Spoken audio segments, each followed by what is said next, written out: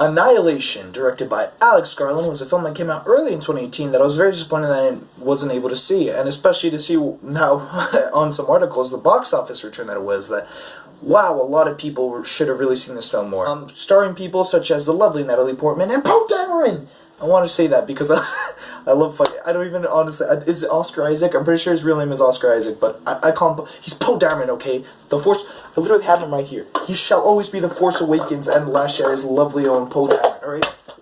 Until I kill him. I finally got to see literally tonight on my PS4 right there that's clearly on, that I finished it like over an hour ago, I think, at this point, and my god, I cannot wait to talk about it. Here are my thoughts on the movie.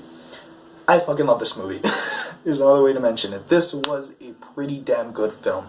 It wasn't amazing. There's some stuff that we'll talk about that I do think kind of bring the movie down a bit, but holy shit, for most of the movie, I am really sad to know that this film bombed at the box office. Now, with a lot of this film, you can tell when you watch it, and especially any film lovers out there, like the ones who are watching this most likely, you can tell immediately that there's a lot of big influences this film had.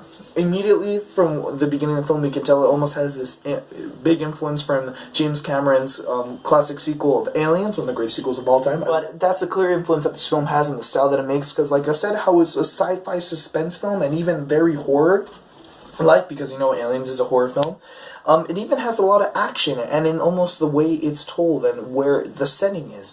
You know, I even thought a lot about how it even has some connections to Alien Covenant, but that's only because Alien Covenant's the most recent Alien film, and it also has clear influence of Aliens itself, ironically. So the film almost does it with even another film that I want to point out that it has a clear influence from, in my opinion, with the title sequences that it has, and almost the weird style that I'll talk about more, that this film clearly is taking a lot from 2001: A Space Odyssey, which one day I definitely want a review of, one of the greatest films of all time, and one of the trippiest and really fucking weird films of all time at the same time. And that's a lot of what I think makes Annihilation stand out from other sci-fi movies, what really makes it work. Though, admittedly, it doesn't do a lot necessarily original, that I would say, from a lot of stuff that, once again, it has clear influence of the setting, the style, and the storytelling. It still does an amazing job at doing it.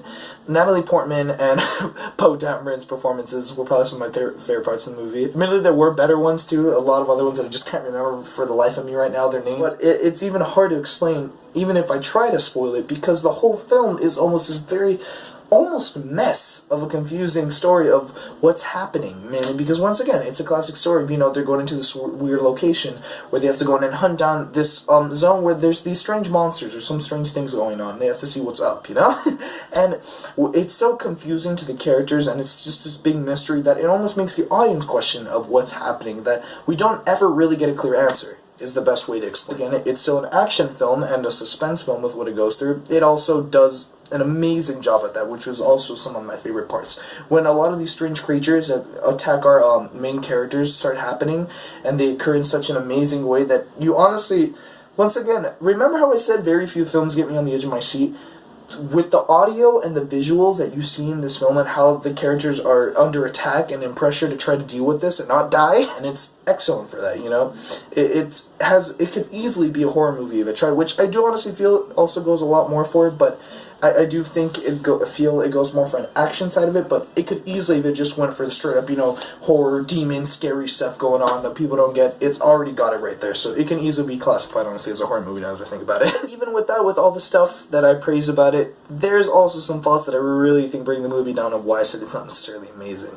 Specifically, the only one part, because there are some parts too that it's very nitpicky, admittedly, with even the big stuff that I'm going to talk about of what the film fails. Sometimes, once again, since the film has this clear influence of 2001 to be very confusing, where you never get a clear answer, which is awesome, sometimes I do feel like there's some stuff that is unnecessary that makes the film a little too confusing sometimes. It doesn't ruin the whole experience, because it's still an amazing film by how it's done, but sometimes, even a lot of other reviewers are pointing out how it just feels like it doesn't necessarily, you know, it needs to be in the film. A lot of the stuff that goes involved with the story and the characters, where it could have easily been on and you still get the same experience. That's the only stuff I feel, but it doesn't really affect the rest of the film. But the other part that I really do believe that does affect it, and ironically, despite me praising stuff earlier like the creatures that do use a lot of this and still look really good, is the CGI.